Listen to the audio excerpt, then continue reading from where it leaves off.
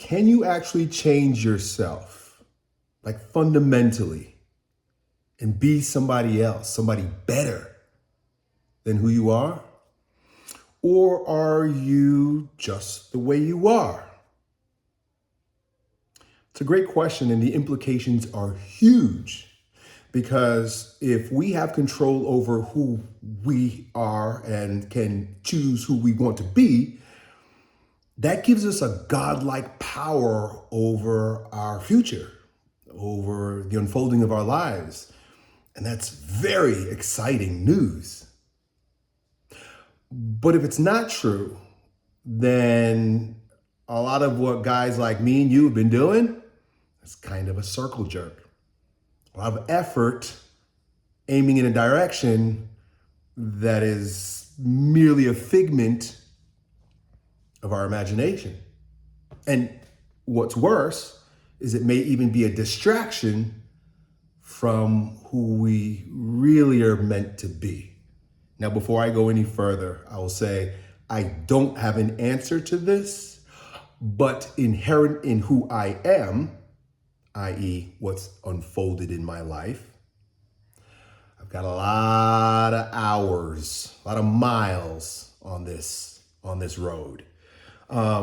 Many of you know, I grew up in a suburb of New York City where everyone knew what they were. Meaning, like, I get it. Today, that existential question, what am I, is like ever present, right? The internet has kind of introduced us to this concept that perhaps I'm something more or different than what meets the eyes. But for me, that was a fundamental question that formed a significant portion of the foundation of my sense of self. Why? Well, like I said, growing up in New York City where everybody kind of knew what and who they were, meaning race. I am Italian, I am Haitian, I'm Jamaican, I'm Puerto Rican, I'm Colombian, right? I'm Irish, I'm Jewish. Everybody kind of knew what they were except me. And a lot of people would ask me as a, 5-year-old, Elliot, what are you, right? Because like I don't look like I belong in a category, not easily categorized, right? You can have your opinion of what I am. People say, look at me and they're like, well, look at that black guy with blue eyes. I mean, that's your opinion of me. But it doesn't define me. And given that that was such an important question for me at such a formative season in my life, and I was exposed to resources that sort of helped me make sense of it, because it's existential, right? Like, what are you? And what are you is so important. Answering that question, what are you, is so important, because what you are will determine what you can and cannot do, right? If you're a police officer, you can arrest someone, right? If you're a priest, you can absolve someone. But a officer playing a priest role won't work, because what he is determines what he can do. And so having some sense of what I am will help us understand what we may be capable of. Give us a better footing on that question, can I change myself? So we're just having fun with this here today. I, again, don't have an answer, but maybe you do. So we'll have fun today, dudes. So when I'm in 5th, 6th grade and I'm trying to figure out how to answer that question that other people are asking me, Elliot, what are you? Came across some books in the library. It was the philosophy section. I don't even think I was looking for it. I was probably playing hide and seek with my friends, and a book came across my eyes. caught my eyes. And it was written by a philosopher. I believe his name was Rollo May. Rollo May. And the book was titled something like, What Are You Really? Long story short, I opened up that book and I discovered all kinds of spiritual ideas. Now, mind you, this man was a quantum physicist, I believe, and he used a lot of scientific language. If he was a physicist, it was quantum physics. I think I might just said that. So this is like a branch of physics that doesn't have like hard answers. It's explorative, but yet non-definitive, meaning that like it's a science that doesn't have hard answers, but there's a lot that has been can be perceived based on quantum laws, right? So already it starts sounding like, well, where are we going here, Elliot? We will have no footing if there's nothing to actually grasp. We need facts. I need facts about who I am. Right? How can you answer that question with facts, right? And we could get into that.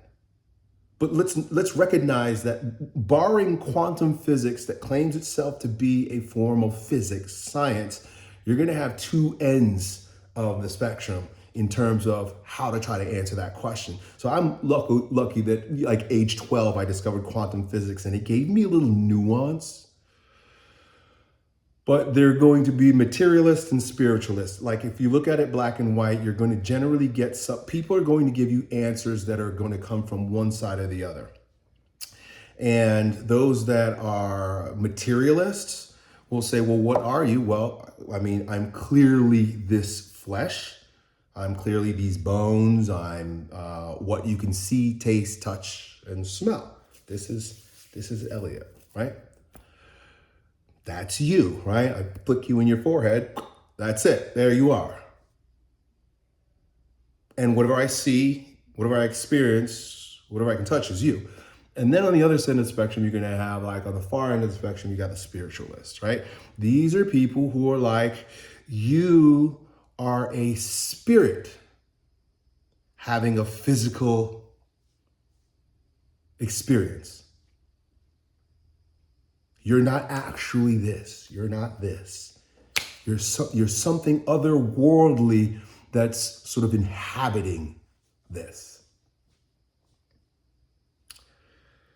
So the spiritualist on one, I mean, the materialist on one hand, going as far as he can on his end of the spectrum, feels firm in that my answer is satisfactory because it's very obvious. It's very here. I don't need to go very far. I don't need to think very far. I don't need to speculate. And I definitely don't need all this woo-woo stuff that spiritualists are talking about, spiritual people or religious people are talking about. I don't need any of that because there's no proof of that. I don't see your God. I don't see your spirit. What are you talking about? Are you making stuff up? Right? So from this end of the spectrum, it's like, yeah, I'm firm in the foundation of this physicality. How can you argue? How can you argue with it? But then those on the other end of the spectrum, or people that would argue from the spiritual standpoint, will say things like, well, if all there is what you could see, taste, touch, and smell, then show me love. Like, where is love? Give me the love. Show it to me. Put it in my hand here, right? Where is love? Why? I don't know. Is love just a bunch of synapses going on in the brain, and you can dial it down to the actual neurotransmitter, and it's the physics of its movement in your brain? Well, I mean, we're getting a little sticky here, but like to a degree, yeah, oxytocin's released and it makes you feel a certain way. So, but is it love? Well, no, it's not love. So how do you know that love exists? Right? that I'll pause there, because that sort of like gives us the two ends of the spectrum of what you would consider you to be. And then there's somewhere in between. And this is where I found a lot of answers in between, somewhere in between. And in fact, Christianity is born out of that in between, the cross. Right? What is a cross? A cross is like intersecting, is intersection. It's an intersection of two things. Like if we consider the material plane lateral, right? There's the lateral plane, right? What I see here. And then there's the vertical plane, what I cannot see, what is above me, right? You could even think of it in terms of like dimensions and frequencies, right? Paul talks being about raptured up to the seventh heaven, and then he saw a fourth heaven and other heavens and stuff. Like, where are these heavens? You know that there are dimensions that we can't perceive with our material being. How do you know that? Well, the simplest and most obvious answer is like blow a dog whistle. You won't hear a damn thing, but your dog will come running, because your dog can perceive a frequency that you cannot, because of the physical limitations of our ears and our eyes. So if we do recognize that there are, like even like how this is happening here, I'm talking to this camera, talking to this phone, even the phone, like how do I talk to you on the phone and you're in Australia and I'm in Florida, but I can pick up my phone and I can talk to you. There's Nikola Tesla, right? The famous scientist, said that if you want to understand the universe, understand the world, you must understand it in terms of energy and frequency. That's just a different, I don't know if that's actually spirit, but it's another way to say metaphysical. If you want to understand the physical world, think of it in terms of the metaphysical. That's not me making this up. This is Nikola Tesla. And I think Tesla, I'm pretty sure Tesla was before Einstein. I don't even know. But this is about the time where like, these sorts of like electricity as a power emerged, right? It was around the same time that Einstein was talking about, quantum physics, quantum theory, right? The fact that there are things that are animating our world that we're just not seeing. Quantum, it's a leap, it's beyond. So all this to sort of just kind of dance around the question, because I don't have an answer, but I do know the truth about me and you not being what they say or what they say. It's not an easy answer. But once you do have that answer, once we do have some footing, once we do have a foundation, or at least a way to perceive from a level of groundedness in regard to that question, then it's better to know what to do. So for example, like once I know what this is, if somebody gives this to me and they're like, well, do you know what this is? I have no idea. Well, then I won't know what to do with it. You guys I grew up watching some Disney movies when I was a kid. In fact, my brother really loved watching The Little Mermaid. And in The Little Mermaid, there's a scene where there's one of the characters has a fork, but they're animals and they don't know human stuff. And he picks up the fork and he's like, this is a dingle hopper. And he's like, they're all listening to him. They're like, wow, that's a dingle hopper. He's like, yeah, this is a dingle hopper. And here's what you do with it. He starts like twisting it into his hair or something like that. And it gets like stuck. But it's a fork. But he has no idea that it's a fork. So he's just making shit up. But once he knows that it's a fork, well, then it does what a fork does. Once we understand that this is a pen, this is a pen, then it's going to do what it does. Once you, following that line of understanding, once you know who you are, then you know what you're supposed to do. You know who you will be. And there like there's no changing this. Once you know who you are, there's no change. This is my opinion. There's no changing you.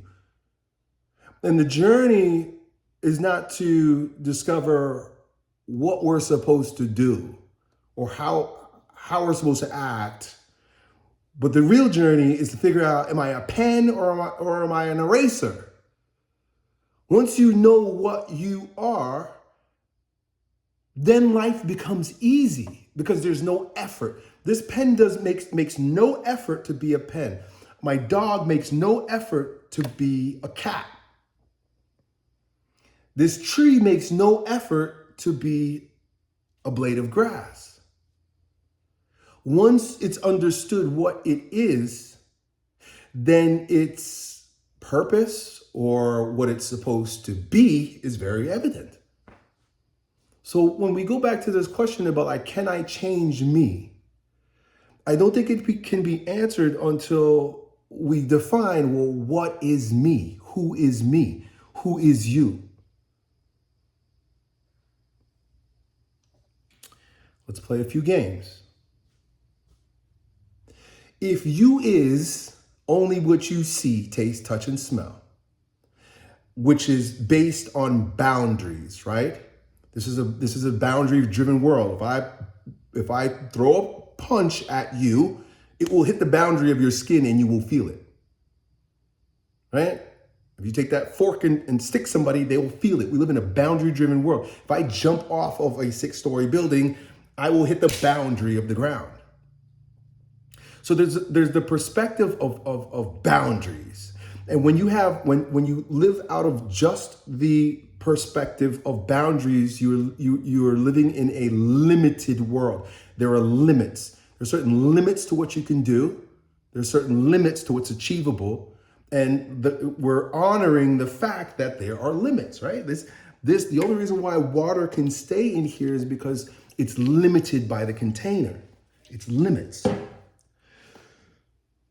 So then from that standpoint, what I am capable or able or how I could change my power to change myself is limited. It's limited because all physical things, if we're going purely from the material realm, has limits. There must be a limit. That's what science is always doing. Rightfully so, it's beautiful. It helps us discover the limit to things. That's why we explore, they want to send rockets all over the universe because it's like we're trying to find a limit. Will we ever find a limit? I don't know because, well, I think that's a part of the other side of the story. But the pursuit for limits is born out of the paradigm of boundaries, materialism. So to hear that may be a bit disheartening because now I could say, I am what I am. You are what you are. And there are limits to that. And you'd be hard pressed to argue with it, right? Like, okay, you're 5'5" and you're not going to grow anymore. You've reached your limit and you want to play professional basketball. It can happen. Anything can happen. We'll get to that in a moment. But there are limits. You are what you are. There's no changing that. And because it's based on physicality, we take it very literally. And we're like, yeah, it's true. Right? Me, it's a little harder to answer this question, but like, if you're black, you're black.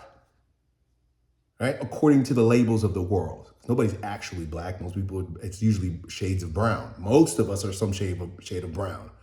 Right? Except for my wife. She's shades of pink. I tease her. But the point is that, like, even that, she's not white. She's like cream colored mixed with pink. I call her strawberry shortcake. Anyway, where am I going with this? So we can if we perceive the world from nothing but boundaries, limits, right? Then there is a limit to what you can actually become. There's a limit to who you actually will be. There's a limit to your ability to change yourself. And it'd be difficult to argue with that. Right? Listen, regardless of what weirdness is going on in the world today, I'll never be a woman. I can't be a woman because I live in a world of boundaries. I am what I am. But if we back up a little bit, right, and we start considering the argument from the other side, where like love can't really be defined, it has to be experienced. Who I am can't really be defined, it has to be experienced. Because I speak, I think, right? Descartes, I think, therefore I am. I feel, therefore I am. I have memories, therefore I am. I have ambitions and hopes and fears and dreams, and therefore I am. All of those thoughts, those fears, those hopes, those dreams, those experiences, how could they possibly be separate from me if I am acting out of the soil? If my life is producing fruit from the soil of those experiences, those memories, we're an open system as a human being. We're not a closed system. If we go really too far on this side, we just think that we're cattle. We're a closed system, right? But especially mentally, emotionally, right? As a soul, right? The soul, in my understanding, is earthy, but it's in between earthy and spiritual. It's thoughts and emotions. That's where the soul resides, and the soul is not a pure being. Spirit is pure being. You're pure blueprint. Now we're going to talk about. Now I'm talking on this out of this side of my mouth. That means so the soul being a sort of a bridge. Nobody can argue that the soul doesn't exist. You can't. It's just a matter of labels. It's just a matter of terminology. We call since the advent of modern psychology, they call it the psyche. Psyche, psyche. But psyche and soul, for a long time, were interchangeable. Psyche is sort of a new age way of saying the soul, but it's all the same thing. Now, so barring the physical / metaphysical aspect of the soul, right? Because once again, the soul is physical in that, like, I feel my feelings, but it's metaphysical in that, like, well, the concept of feeling needs a word, and words are never actually the thing. So now we're getting into abstractness. But if I go far left, I go all the way to that other side, I can say that I am a spirit and that I am pure potential. I am, and here's how I would describe it, because now when you get into, it's easier to talk on this side of the spectrum, because it's like, I see it or I don't. Everything else, speculative. Here, this is why there's so much confusion. This is why there's so much fighting, right? People fighting over their spiritual, their religion, right? Their beliefs. You could fight over it because nobody can fucking prove anything. That's why they fighting. Everybody's fighting. Muhammad or Jesus or Buddha or Krishna. But my guru said this and my teacher said this, but there's only one teacher in my thing and he's the one and yours is wrong, and then we all fight. Why? Because nobody has any fucking proof. So it can be chaotic too. That's why a lot of people on this end of the spectrum don't mess around over here. It's like, you guys are fucking crazy. You can't even prove anything. You're arguing about shit that you have no idea what you're even talking about. It gets crazy. But it's required. It's required.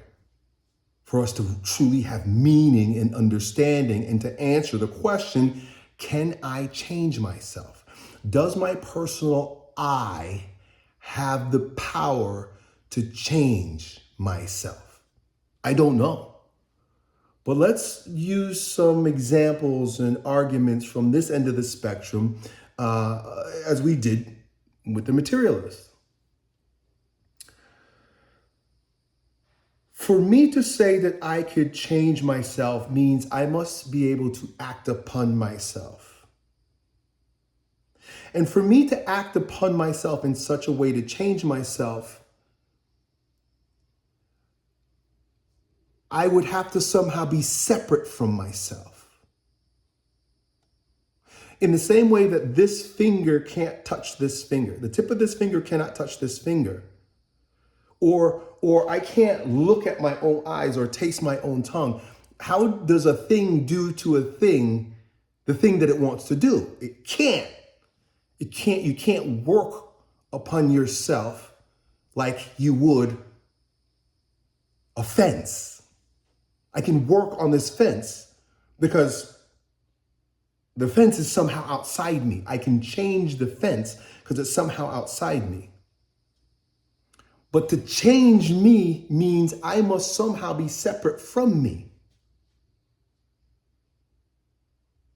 To act upon myself means I must be able to see myself and experience myself and to live my life truly, objectively. But can you? Can you really and truly be objective? Objectivity would be required. And so if objectivity is required for me to fix myself, that means, and look, the whole idea that I could fix myself comes as a concept from the spiritual end of the spectrum, but then I am taking my spiritual psychosis, my craziness, and now I'm applying physical laws to it, meaning that there must be an object to act upon. And so we get right back into materialism. So the whole idea of being able to fix oneself is sort of a circle jerk. Because who's fixing who? Who's, we get a little into the rhetoric, and you heard me say it before, but like, who's beating your heart? Because it's the very one that's beating your heart that may be able to act upon you because it is not your separate I. And the truth is, the separate I has no power. I'm giving you my opinions, but the separate I has no power because the separate I is born out of pieces of that is not you. Your I has taken on a name. I'm Elliot. You're Bob. He's Dave. Your I has taken on memories. I've seen this on TV. I read this book. This thing happened to me. Your separate I can't even create the future because the future has to be created, if it's the I, from something that has already passed. It can only know the future based on material it's gathered from the past. So the I can only get in the way. The I isn't truly spiritual. The I is more of a material construct. So are you your I, small I?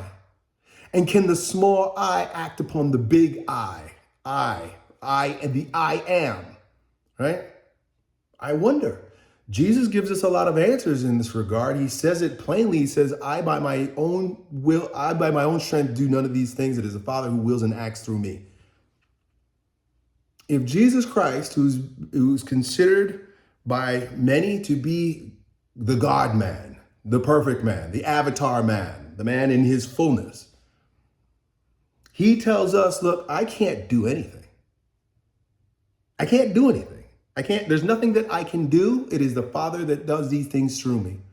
There's nothing that he can say that the Father doesn't do through him. When he's standing with Pilate as he's about to be sentenced to death, Pilate says to him, and think about Pontius Pilate. He's the ruler of the province at the time, the most powerful man politically.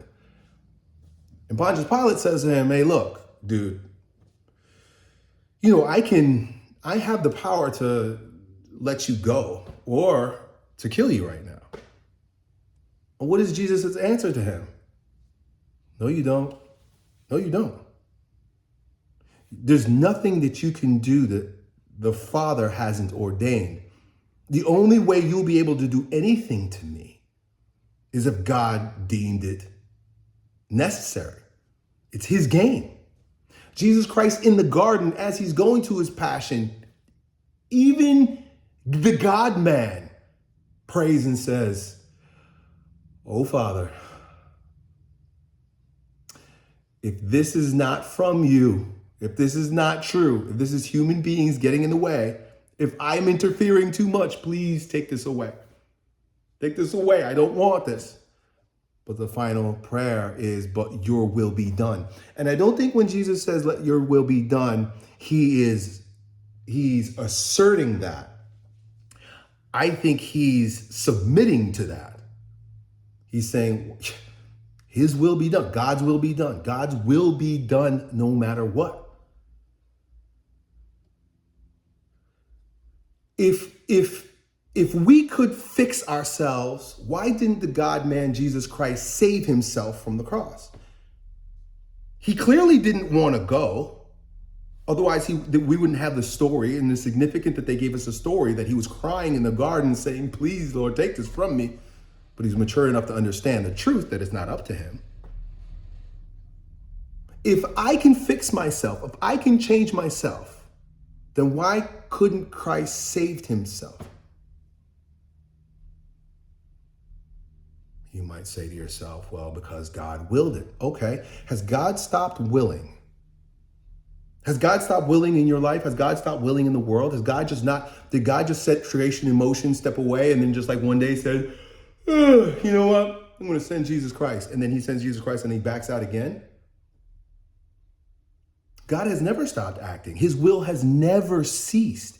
Everything you experience, everything I experience, all of it in its fullness, everything we see, it is all the will of God. It is all the will of God. Otherwise, it would not be. If God is pure being, if God is omnipresent, omnipotent, all powerful, and everything is contained within him, then it is all his will. Some people say, why would God let these bad things happen? Or why doesn't God just kill the devil? You don't get it. You don't get it. He's doing all of this for his glory. It's all a part of God. There's nothing separate from God. The only thing that can be separate from God is the imagination, our imagination, which is born out of pride, which only exists when we perceive the lie of separation. There is no separation. The wave is not separated from the ocean, right? Imagine a wave coming up out of the ocean and thinking of itself as sovereign over itself. I don't need no ocean. I don't need no water. I am sovereign over myself, and I will make myself the way I want to be made. Not realizing that in its very essence, it is the water. It is the ocean. It can't do anything absent of the ocean. Imagine the wave was like, you know what? Fuck this ocean shit. I don't need no damn ocean. Get rid of the ocean. I'm bouncing. I'm leaving the ocean. I ain't doing this ocean stuff no more. You guys are crazy. I don't see no ocean. I don't see no ocean. Ocean, because it can't see himself, just like this finger can't touch itself.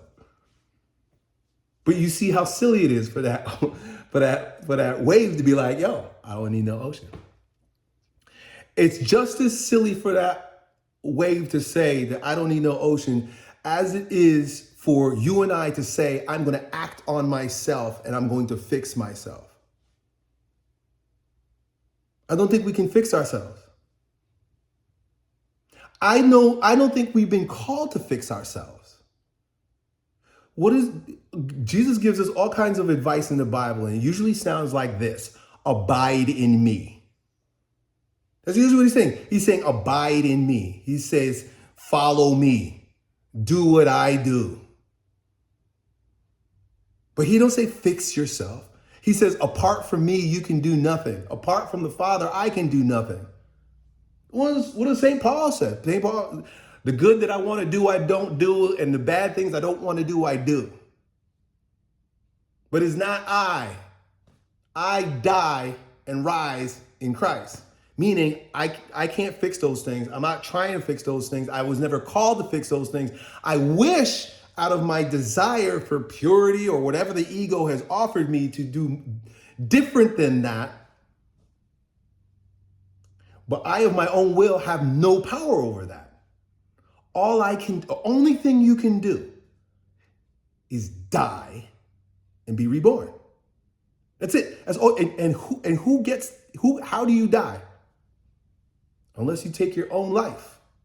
And that's once again getting in the way. That's ego, that's pride. So the only thing that the ego can do, the only thing that we can do, is get in the way of what God's trying to do.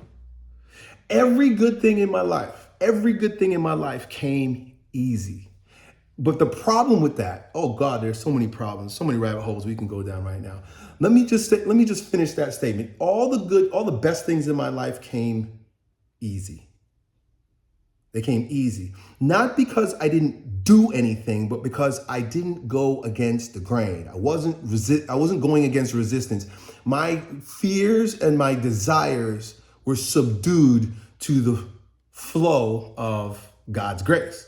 He was doing what he was doing. I just happened to get caught up in it. And I looked backwards and I said, hey, that's pretty damn cool. I can't take credit for YouTube. I can't take credit for being big and strong and lifting and being a supporter of men in strength. I can't take credit for that. That was me when I was 6 years old. I literally had my friends from the neighborhood come over to my house and I was teaching them how to do push-ups. I could not have done anything else. I didn't create Strength Camp. Strength Camp was born out of me, right? It was God producing this thing with human hands. Regardless of your judgment of it, because you could look at things and be like, well, I wouldn't have made, if I had my choice, I wouldn't have done it that way. But that comes from the opinion that you actually had a choice. And the only way you get a choice is if you are somehow separate from that which is moving from you, moving through you. So people then wonder, like, okay, then where is our responsibility? That's a great question. And like I said, these are questions that this is not just me like choosing to talk about something cool. I don't even know if y'all think this shit is cool. This is stuff that I've wrestled with my entire life. I find it fun in a way, but I wrestled with my entire life. So, and I used to argue with my dad about this. My dad's a philosopher also. And my dad used to laugh at me because you gotta understand, my dad grew up in the jungle. He grew up in the third world country. He didn't grow up with TV and Woodstock like most of your parents, the boomers in America did. My parents are boomer age, but they ain't boomers. They didn't grow up with the boomer shit in America. So of course he raises his kids in America and he hears the kind of shit that we learn and that we live by, and he just thinks it's crazy. He's like, what are you talking about? My dad used to make fun of me when I was a kid. He didn't make fun of me, but he didn't understand. The kids made fun of me. But my dad was just like, give it up, stop, it doesn't matter, right? When I used to try to find out who I am.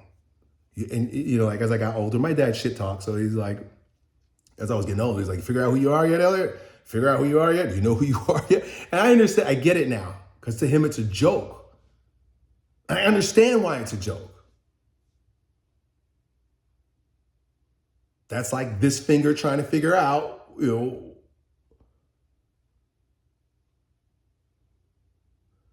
what it is. It's so evident. But the finger don't make it as confusing as I do, or confusing as we do, or as confusing as the world does. So the next question, so when I was in my high school, I used to wonder what I am.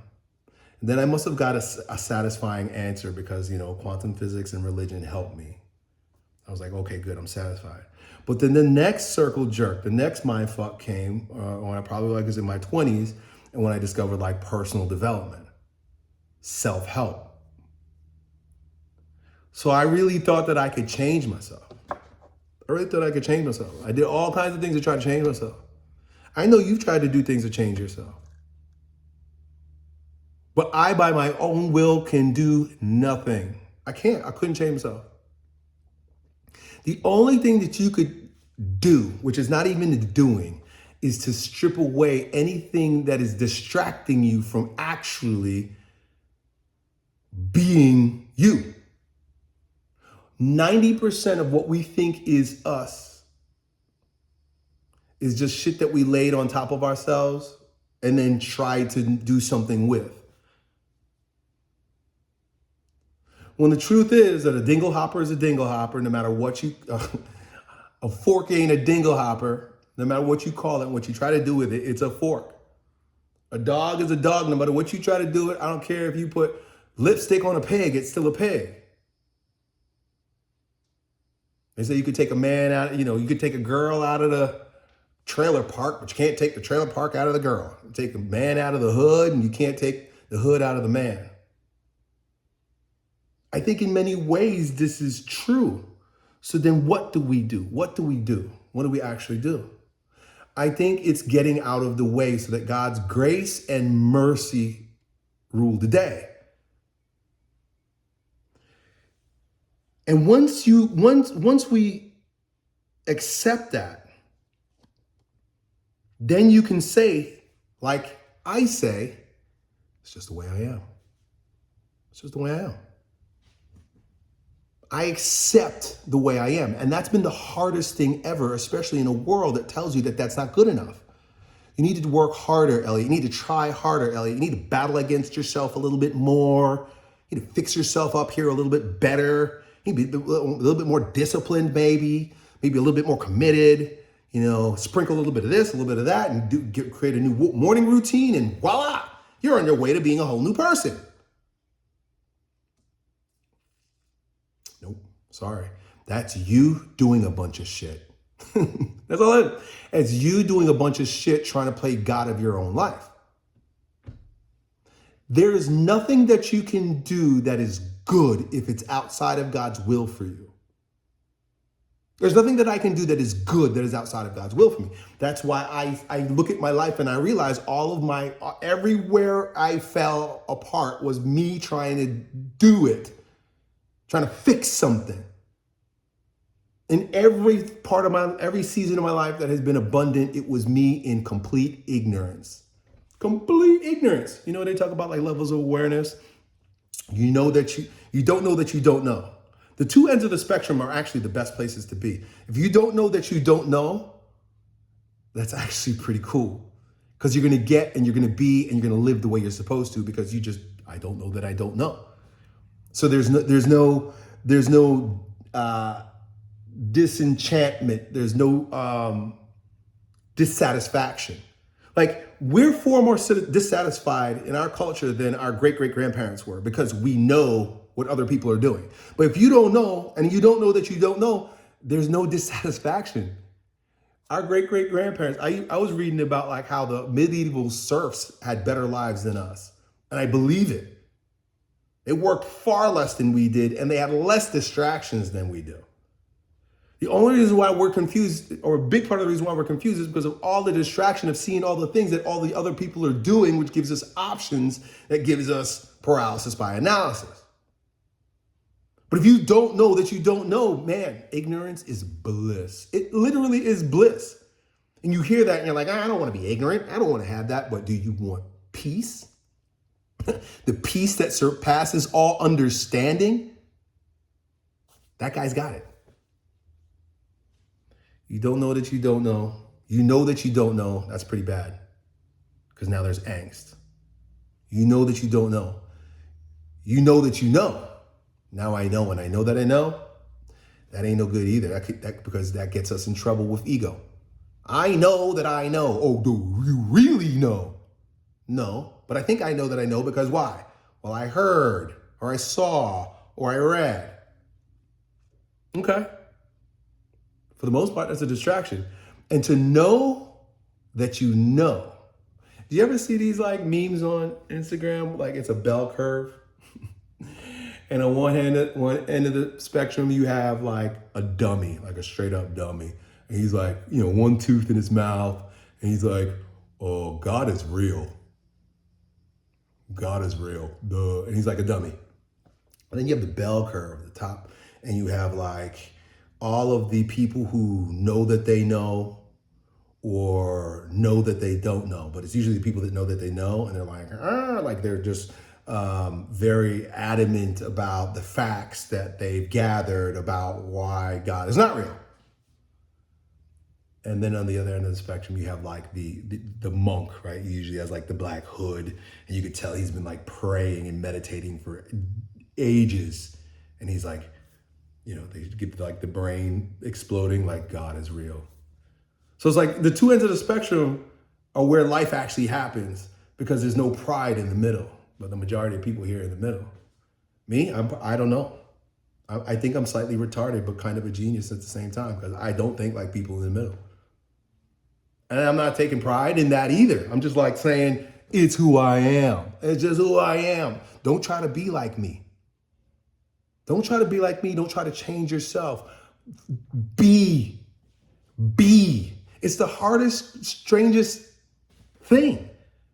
Because we know how to think, we know how to feel, we know how to do, but do you truly know how to be? Because it is in that being that there's no need to change. Nothing needs to change. Nothing ever needs to change. Everything is exactly the way it's supposed to be, and you are exactly the way you're supposed to be. You're exactly where you are right now because you're supposed to be there. The greatest gift in all of this is just being able to see. I just want to be able to see myself. I don't want to change myself. I don't want to make myself. I don't want to discover myself.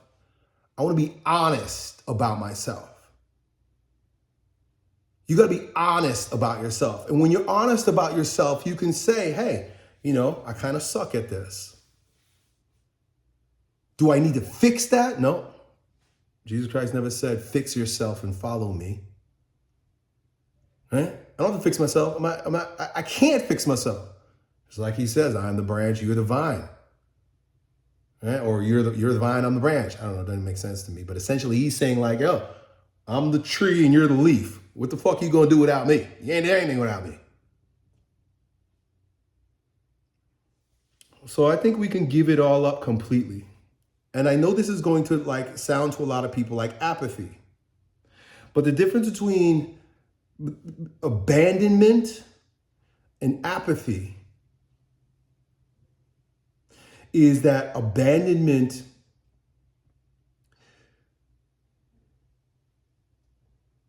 moves forward. It's love. It has compelling power because you want something. It's not void. It's not empty. There's a desire, but the desire is to see God's will. The desire is to not know logically, but to be aware. I notice these patterns in myself. If you ever get a chance to read the book by Brother Lawrence, Practicing the Presence, the entire book is written by a Carmelite monk in 1600s, 1700s maybe. Carmelite monk. And he was useless, meaning like he was kind of crippled and he was kind of dumb.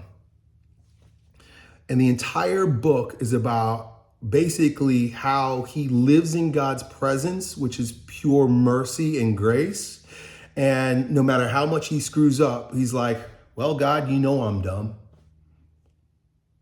Like, whose fault is it? Like, God, you made me this way. Like, I'm kind of crippled. I'm a little retarded. I'm kind of like, he hobbles. I think he was a little bit crippled. So like he would like screw things up. He would like break dishes off the time because he was clumsy. But he never in the book ever says like, I need to fix my clumsiness. I need to get better at this. He felt bad when he broke something. He's like, oh, but he didn't stay there because he would quickly speak to God and say, look, I know you forgive me, thank you. And like I forgive myself because it's not my fault. You made me this way. You made me this way. Should Brother Lawrence try to change himself? I don't know. I don't know. Should I try to change myself? Look, I've tried. I'm 47 years old. I didn't know. There have been stretches where I don't know myself. I don't like myself. I don't want to be around myself. I want to change myself. I even want to kill myself. I've had all those seasons. And you know what season stuck? I am myself. That's it. I am myself. I am what I am. I'm going to do what I do. I don't know about you. But this is me, dude. Can you accept yourself? Can you accept yourself as you are and stop trying to be your own Lord and Savior? That's what Jesus meant when he said it's finished. It's finished. The circle jerk is over. That's what it means that death has no hold over you anymore.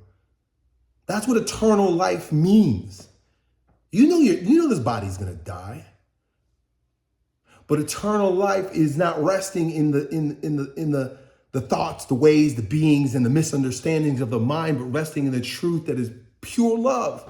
And that is you. That is God. And God forgives you because you're not perfect.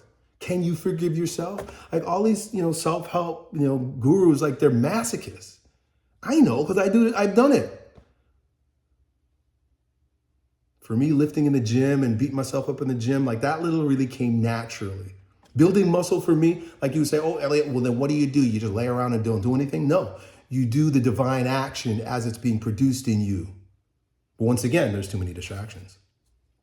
The divine action was like, the minute I talked about all the things that are good in my life. The first time I picked up a barbell, I knew I was like, this is me.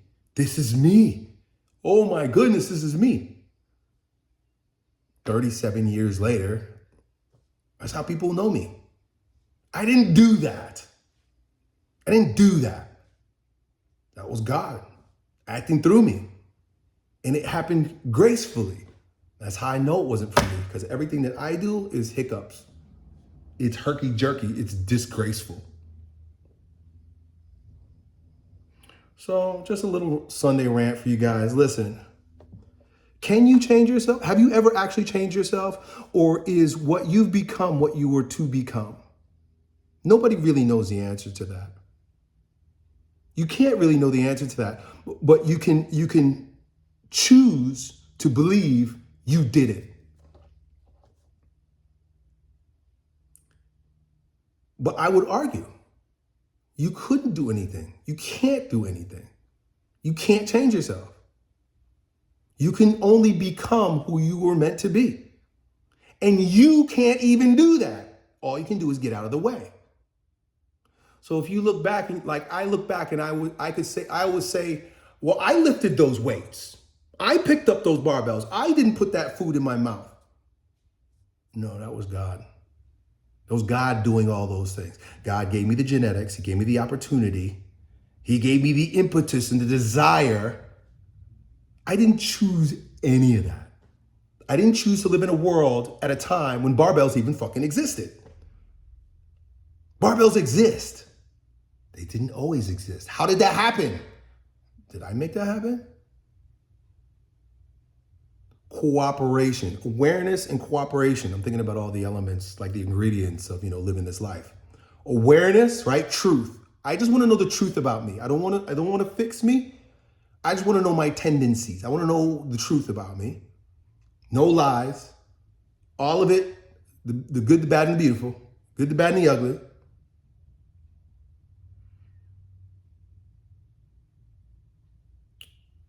And I want to cooperate with the truth that I know about me and what God's action, what the divine action is doing at every moment. Because if anybody says they know what God is doing, they're fooling themselves. Nobody knows what God's doing. Nobody has. We have no idea what God's doing. We got a little bit of an idea based on the pattern that's written in many scriptures, right? The Bible. So we can look and say, look, it looks like God's doing this thing. And there are prophets that have come and said God's doing this thing. But ultimately, we're all blind. You think if we knew what we were doing, otherwise Jesus Christ would have been nailed to a cross? No, they didn't know. They really didn't know what they were doing. That's why Jesus said, Father, forgive them. They had no idea what they were doing. None of us have any idea what they're doing.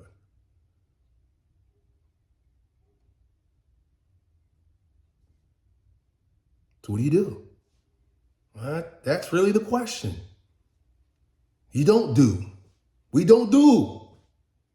We be. How do you be? Just like that. Done.